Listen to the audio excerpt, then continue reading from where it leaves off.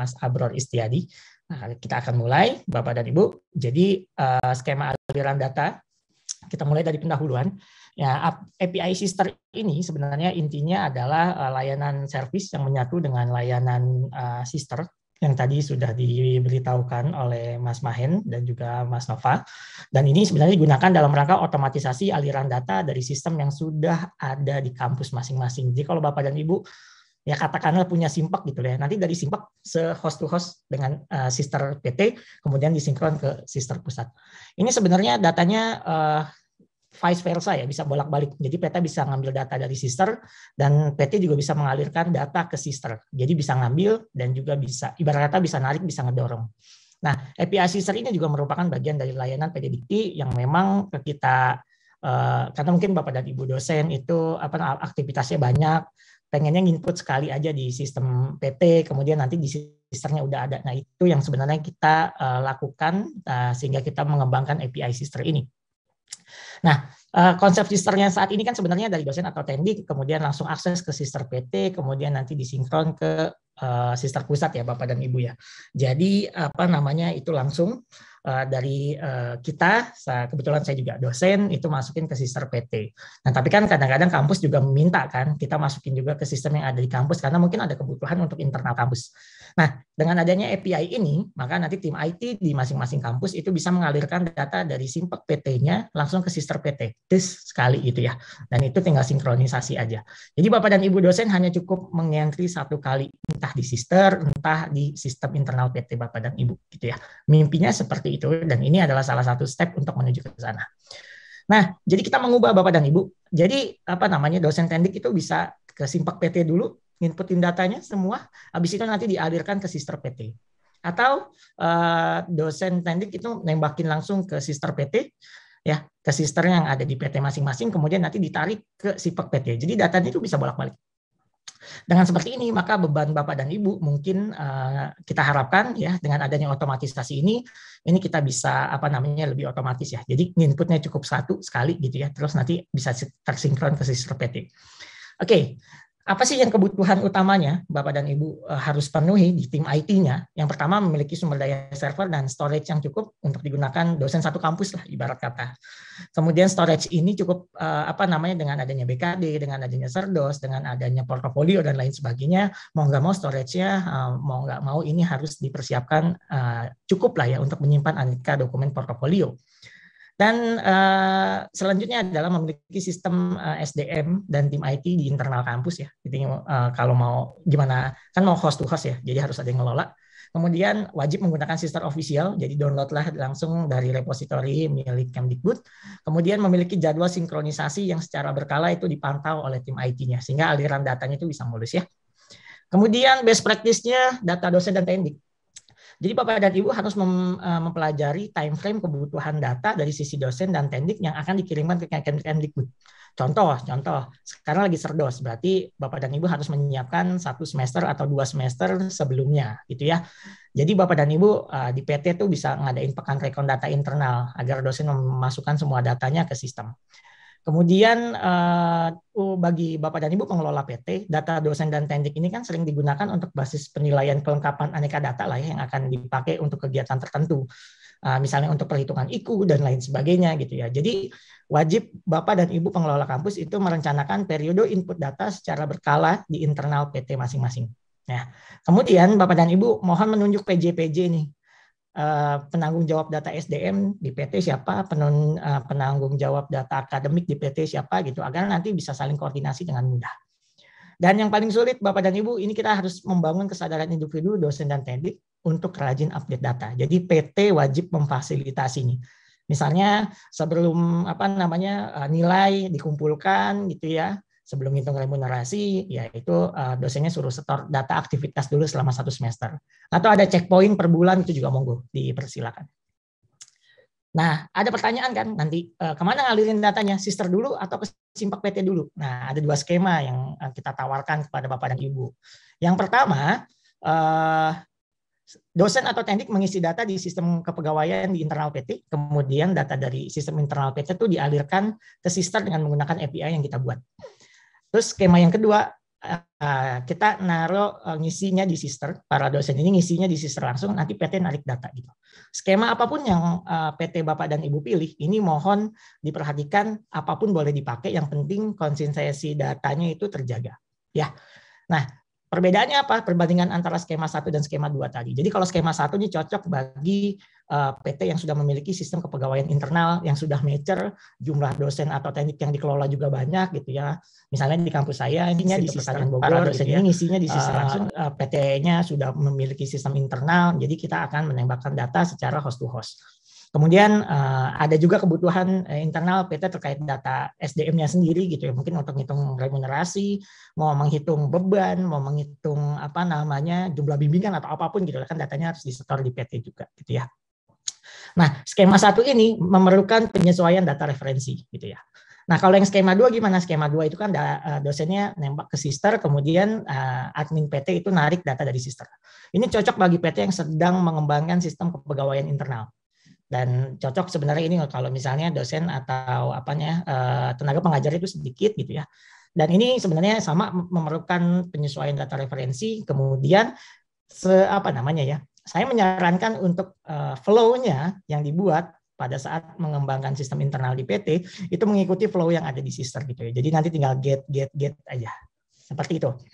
Kemudian pekerjaan yang perlu dilakukan apabila menggunakan API sister ya. Ya ini mungkin di sini banyak Bapak dan Ibu dosen, nanti bisa bilang ke tim IT-nya, mohon pekerjaan pertama yang dilakukan itu ya setelah instalasi dan lain sebagainya, yaitu adalah pemetaan yang namanya data referensi. Karena mapping data referensi ini perlu dilakukan. Kenapa? Karena mungkin di sistem PT masing-masing punya Bapak dan Ibu, itu dengan sister mungkin ada data referensi yang berbeda. Nah, ini yang perlu di mapping gitu ya. Ada dua pendekatan yang bisa dilakukan. Yang pertama, data referensi di PT itu langsung ikutin sister, bulat-bulat aja ikutin. Kemudian kalau misalnya ternyata ada kekhususan di PT, misalnya ada kelas khusus, kemudian ada kelas malam yang itu bebannya mungkin berbeda dan lain sebagainya, yang bebannya itu digunakan untuk perhitungan internal gitu ya. Yang bisa kita lakukan adalah PT itu membuat tabel untuk bridging data antara data referensi miliknya PT dengan data referensi yang ada di sister gitu ya. Sehingga nanti kalau kegiatan ini itu padanannya di sister adalah ini, sehingga nanti tetap bisa dialirkan ke sister PT. Ya, ini pekerjaan yang bagi tim IT Bapak dan Ibu ini perlu pertama kali untuk dilakukan gitu ya. Setelah melakukan instalasi dan lain sebagainya. Kemudian slide ini ngomongin tentang rekomendasi perubahan tabel secara teknikal ya bagi Bapak dan Ibu tim IT yang bergabung di sini. Kalau misalnya mau lebih advance gitu ya, misalnya ingin membuat tombol kirim data ke sister di simpaknya masing-masing atau tombol ambil data dari sister ini di simpaknya masing-masing gitu ya. Ini kita harus membuat tabel atau membuat ya sebuah tabel buffer ya, log gitu ya. Yang ini menyediakan kolom untuk menyimpan data last sync atau last get serta status keberhasilannya. Nanti kan return dari API kita tuh ada sukses atau apa gitu kan di situ. Dan ini sebenarnya butuh effort membuat ini itu ya.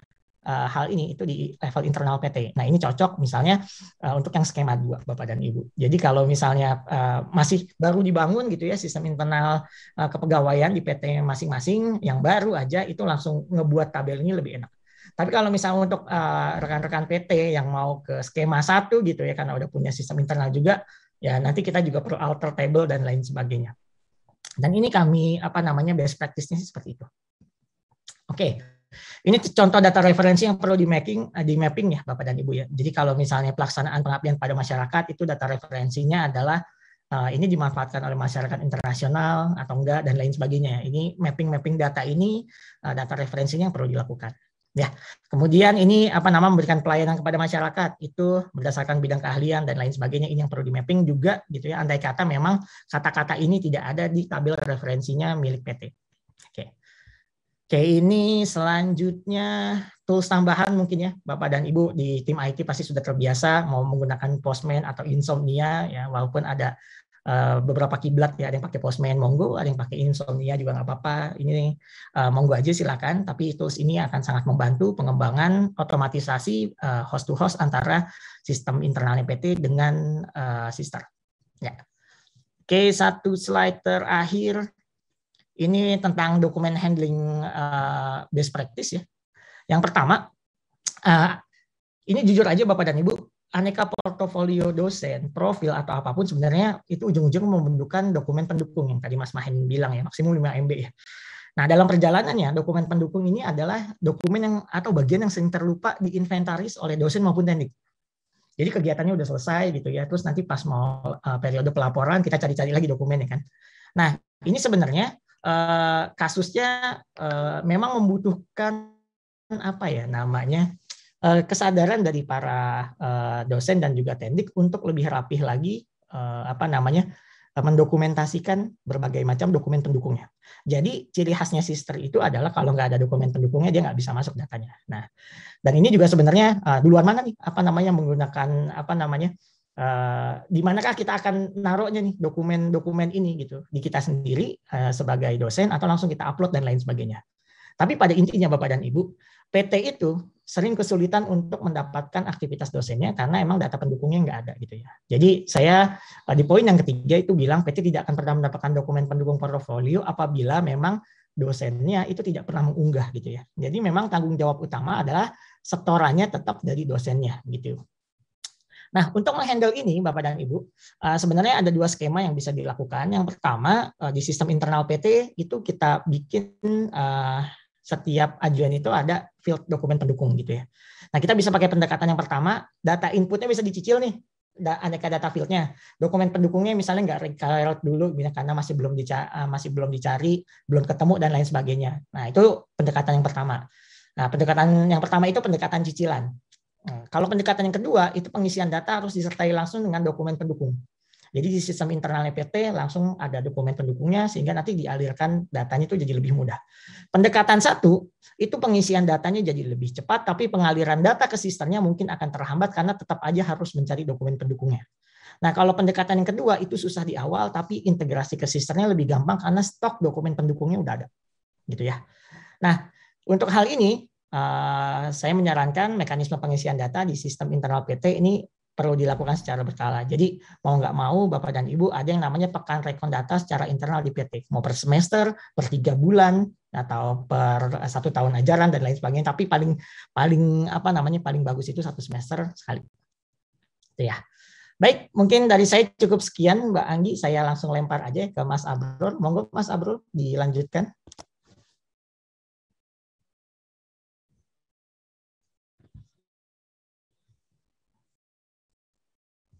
Baik, silakan untuk Mas Abrar. Ya, baik. Mas Abrul, monitor. Ya, hadir. Yuk, monggo. Ya, baik. Assalamualaikum warahmatullahi wabarakatuh. Waalaikumsalam. Perkenalkan, saya Muhammad Abrar.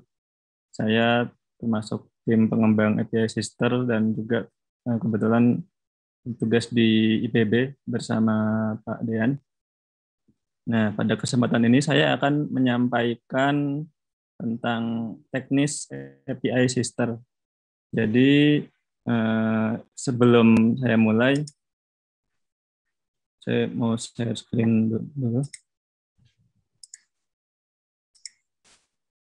Nah, baik. Jadi ini teknis tentang API Sister ya, Bapak Ibu sekalian. Jadi, teknis ini sebenarnya ditujukan untuk tim IT developer yang ada di perguruan tinggi masing-masing. Jadi karena ini teknis dan API ini yang menggunakan nanti adalah tim IT developer di perguruan tinggi. Jadi di sini saya akan memaparkan hal-hal teknis terkait API Sister.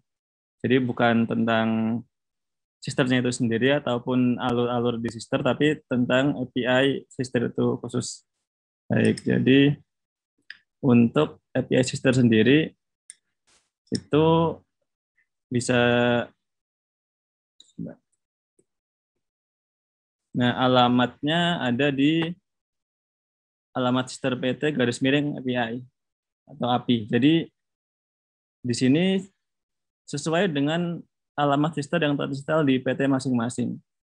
Jadi misalkan di IPB alamat sisternya adalah sister IPB HCID, maka alamat API-nya adalah sister IPB HCID /API seperti ini.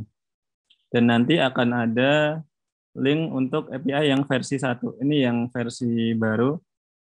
Dan sebenarnya ada juga yang API lama atau versi 0.1 ini yang istilahnya deprecated ya, atau sudah tidak di-maintain. Jadi mungkin kalau ada error atau ada data yang tidak sesuai itu sudah tidak di-maintain, sehingga yang di-maintain adalah sekarang web service atau API versi 1.0. Nah, di dalam sini akan muncul dokumentasinya. Baik, jadi di alamat tersebut adalah dokumentasi interaktif API. Ini untuk tim IT developer yang sudah biasa berurusan dengan API sistem lain, ini mungkin sudah familiar.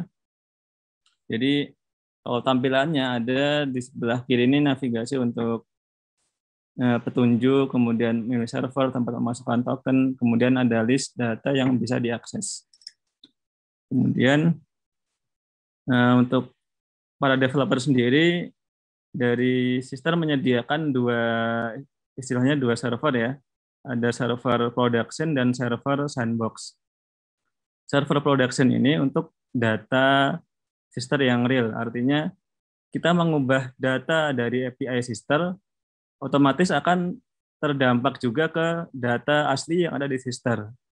Sedangkan untuk sekedar mencoba-coba API itu bisa menggunakan alamat yang istilahnya server sandbox. Ya, server sandbox ini memang dikhususkan untuk mencoba-coba. Jadi, kalaupun ada data yang dihapus atau semacamnya, itu tidak akan mempengaruhi data asli yang di Sister. Jadi, demikian untuk mencoba-coba atau misalkan untuk mendevelop sistem PT, Simpek PT yang berkomunikasi dengan API Sister, bisa dengan server sandbox terlebih dahulu. Ketika sudah dirasa sudah oke, baru diarahkan ke server production seperti itu. Kemudian untuk otorisasi ke API itu menggunakan endpoint yang authorized. Di sini tim developer akan mendapatkan username, password, dan ID pengguna dari sistem manajemen akses Ristek Dikti gitu. Jadi ada mekanisme registrasinya. Dan ketika dimasukkan nanti akan mendapatkan istilahnya token. Nah, tokennya itu akan dimasukkan ke bagian authorization di sini. Jadi untuk API ini menggunakan standar authorizasi JWT. Mungkin untuk tim developer yang sudah familiar ini sama. Jadi menggunakan standar JWT yang juga dipakai di API lain seperti itu. Kemudian untuk format data, semua data menggunakan format JSON, dan yang pasti sudah familiar juga untuk tim developer, kecuali untuk yang upload dokumen. Untuk upload dokumen khusus menggunakan format form data, karena dia mengupload isi utuh dokumennya, jadi tidak bisa menggunakan JSON.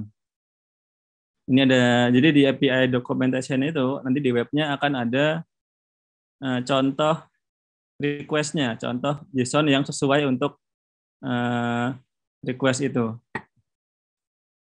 Jadi sudah disebutkan ada field JSON-nya, kemudian contoh isinya seperti itu. Kemudian untuk menjalankan request ke API, bisa dipilih dulu di bagian kiri dokumentasinya itu ada list kategori data. Jadi ada misalkan data diklat, data riwayat pekerjaan, sertifikasi seperti itu.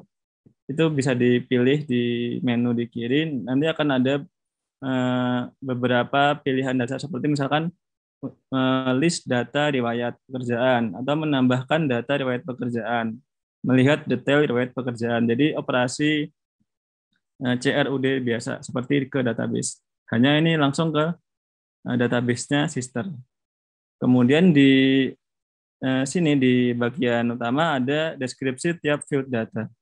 Jadi di API yang baru ini, yang versi 1, salah satu improvement kita adalah menambahkan deskripsi yang lebih jelas untuk tiap field datanya. Misalnya untuk nama jabatan ini isinya maksimum sekian, kemudian beberapa tipe datanya apa. Jadi untuk developer diharapkan bisa menyesuaikan data yang dikirim sesuai tipe yang ditentukan oleh API ini.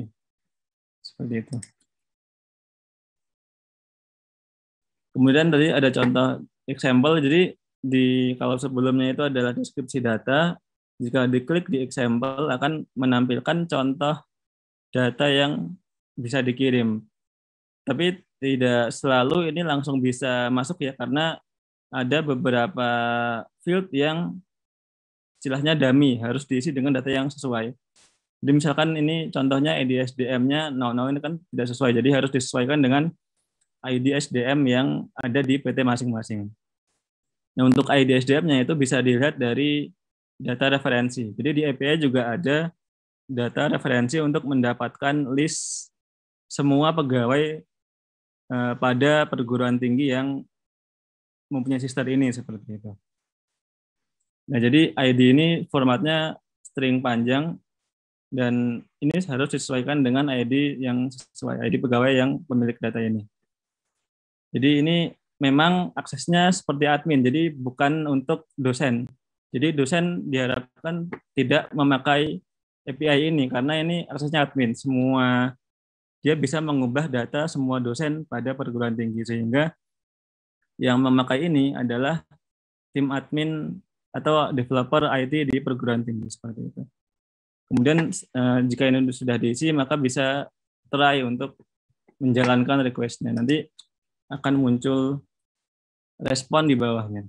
Jadi akan muncul misalnya jika sukses akan muncul kode 200. Ini kita menggunakan status code HTTP standar. Jadi 200 untuk oke, kemudian 401 untuk unauthorized dan seterusnya. Jadi itu menggunakan HTTP status code standar. Kami tidak menggunakan error code khusus, tapi mengandalkan status code HTTP. Kemudian untuk responnya nanti akan muncul di sini, formatnya JSON.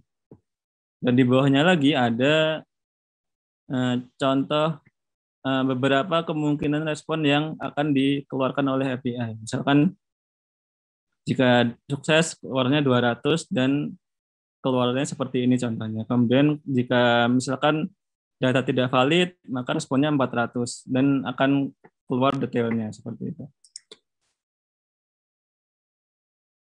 Kemudian ini tadi kalau dieksekusi akan ada contoh perintah dengan CURL. Ini untuk tim developer atau sysadmin juga mungkin sudah familiar dengan tools CURL ini. Jadi ini contoh perintah yang bisa dijalankan untuk mengirim data dari aplikasi Curl ini.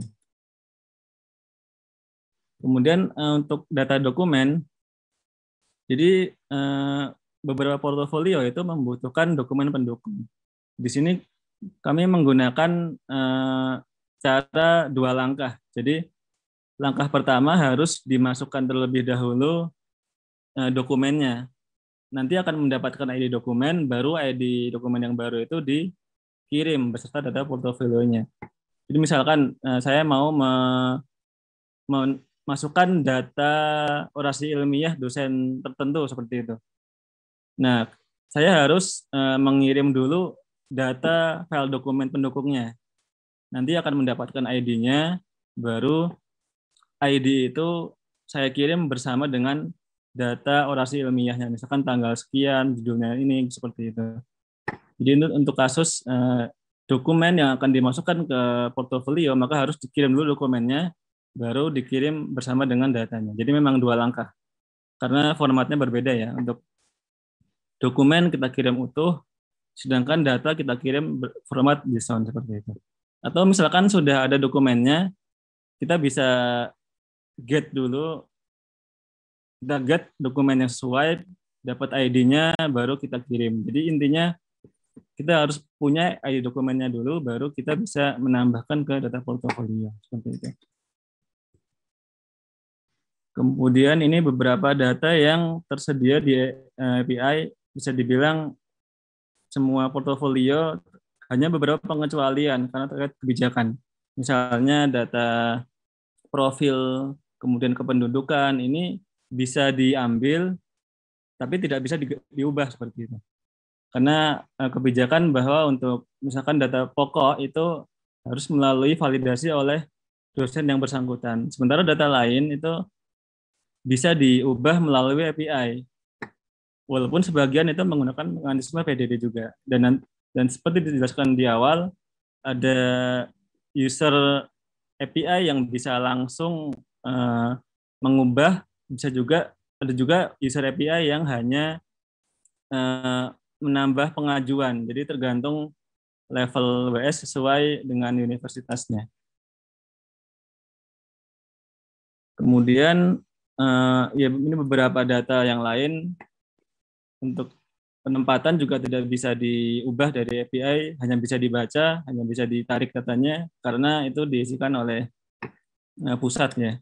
Dan juga Serdos ini harus pengajuan bertahap, jadi itu tidak bisa diubah langsung lewat API, harus oleh dosennya ke sistem sister itu sendiri. Kemudian beberapa data, misalkan pengajaran itu tidak bisa di entry ke sister, tapi karena mereka mengambil dari Pedidikti, sehingga ini adalah pekerjaan untuk yang mengupload melalui feeder Pedidikti untuk menambahkan datanya, sehingga nanti sister akan otomatis menarik data itu.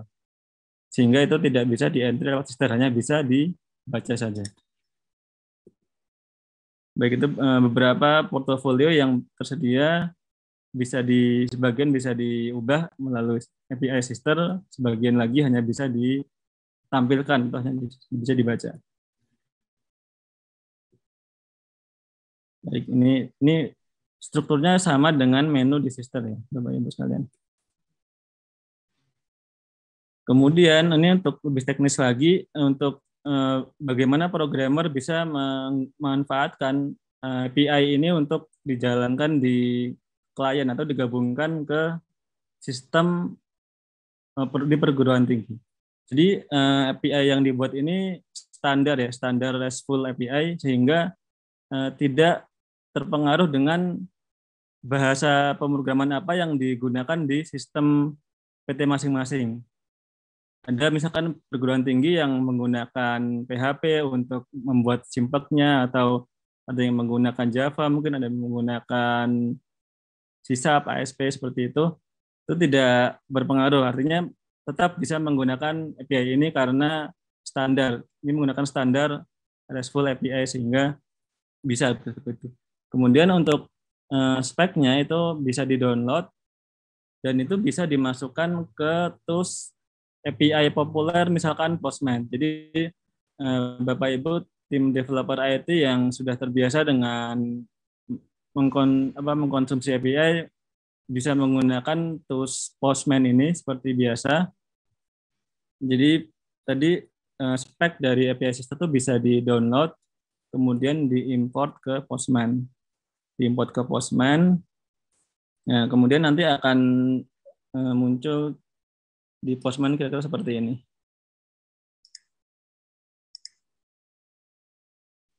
Baik, jadi kira-kira seperti ini di Postman-nya, nanti akan muncul ini ya, ini contoh yang dimasukkan setelah import akan muncul sister web service PT seperti ini. Nah, di sini ada banyak kategori data sesuai di API juga.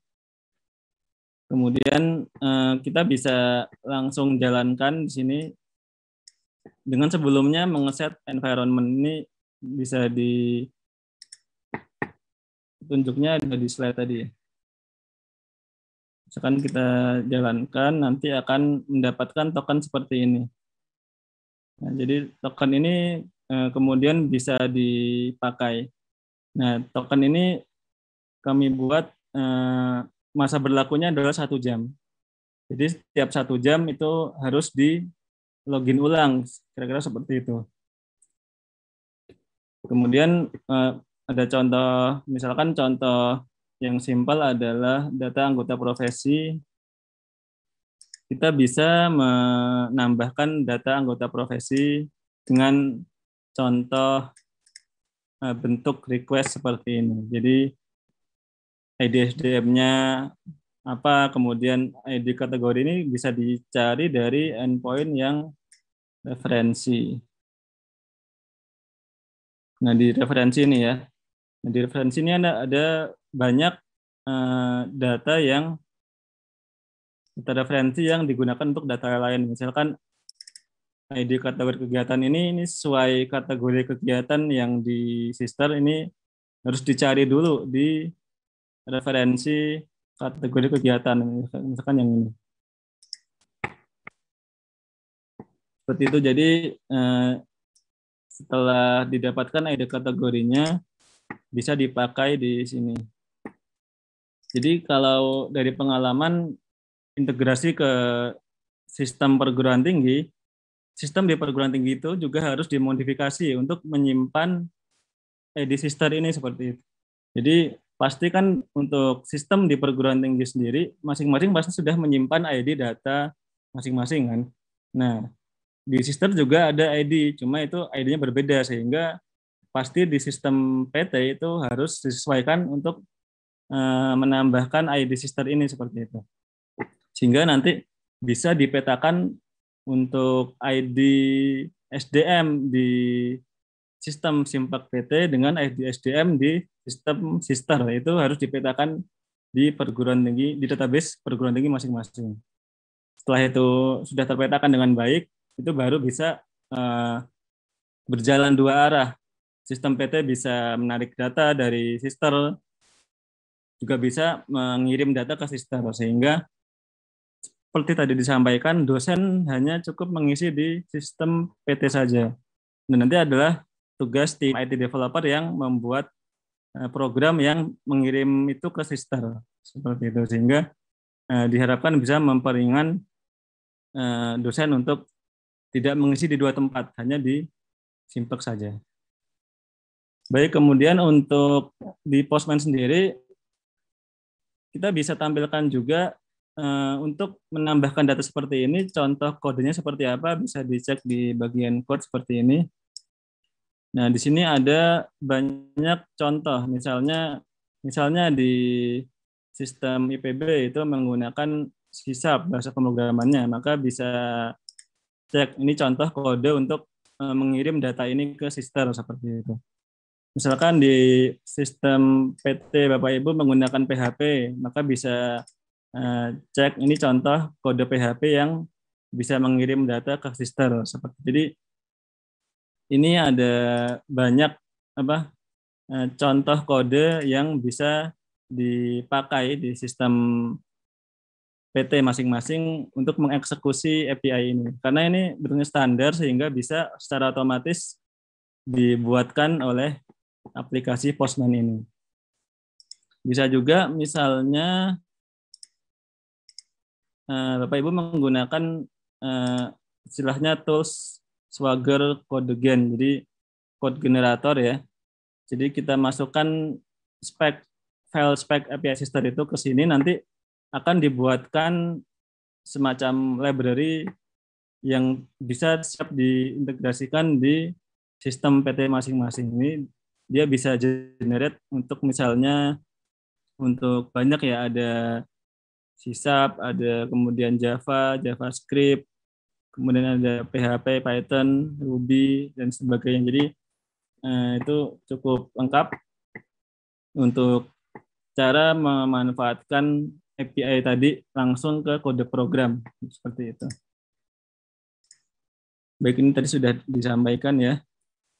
Jadi di Postman itu hanya salah satu contoh tool saja. Jadi tidak wajib menggunakan Postman. Ini hanya salah satu contoh saja, contoh yang populer aplikasi Postman ini.